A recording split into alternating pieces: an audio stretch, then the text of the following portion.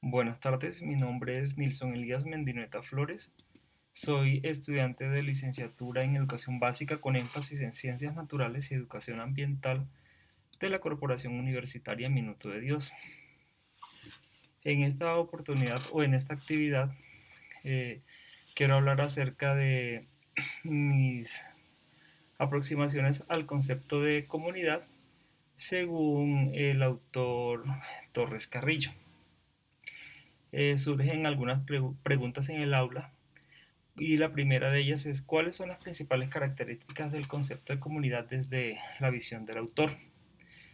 Bueno, según Torres Carrillo en su investigación sobre este tema, la palabra comunidad tiene un sentido bastante amplio y según su aproximación, él la define como que es usada para nombrar diferentes realidades de la vida social porque remite a un significado positivo de unión, comunidad, solidaridad, vecindad, comunión.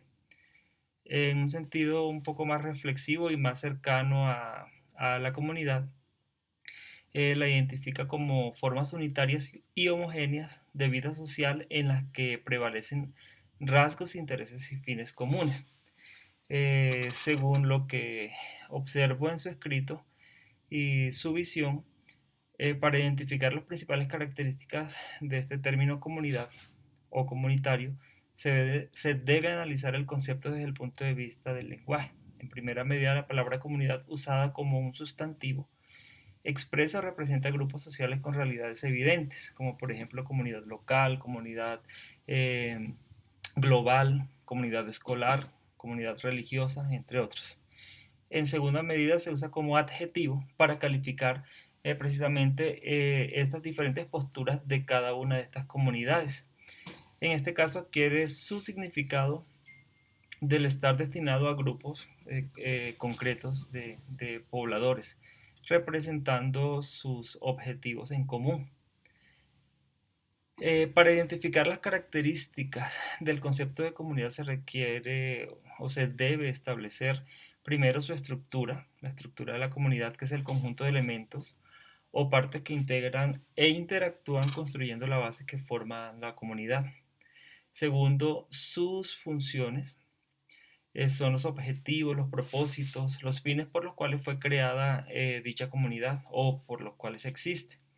Y tercero, sus dinámicas, que son el conjunto de fuerzas, por ejemplo, las económicas, políticas, sociales, educativas, psicológicas, que interactúan y dan sustento a esta comunidad. Bueno, el autor plantea la comunidad como alternativa al capitalismo y surge la pregunta, ¿el escenario de la práctica en responsabilidad social se puede considerar como una comunidad alternativa al capitalismo?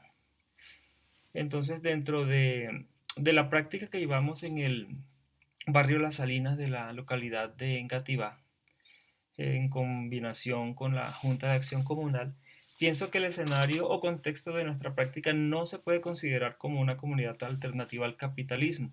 Y quiero hablar de o argumentarlo de esta forma.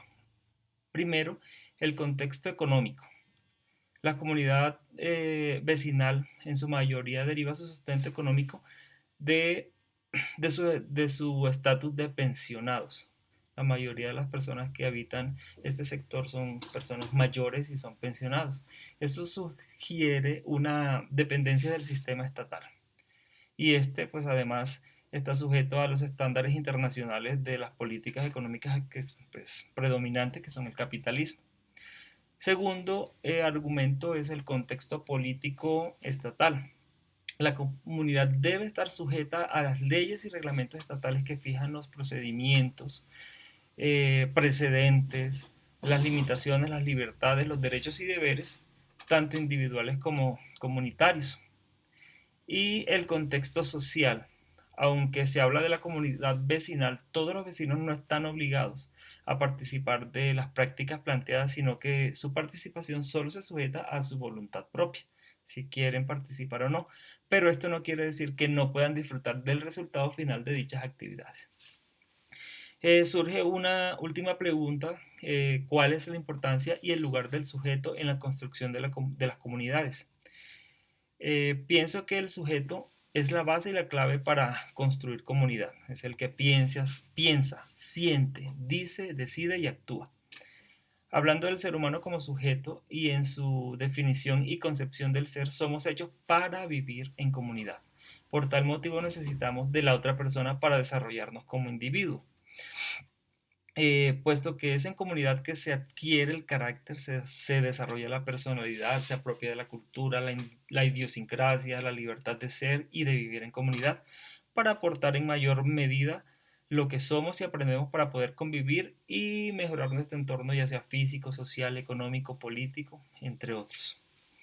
Muchísimas gracias.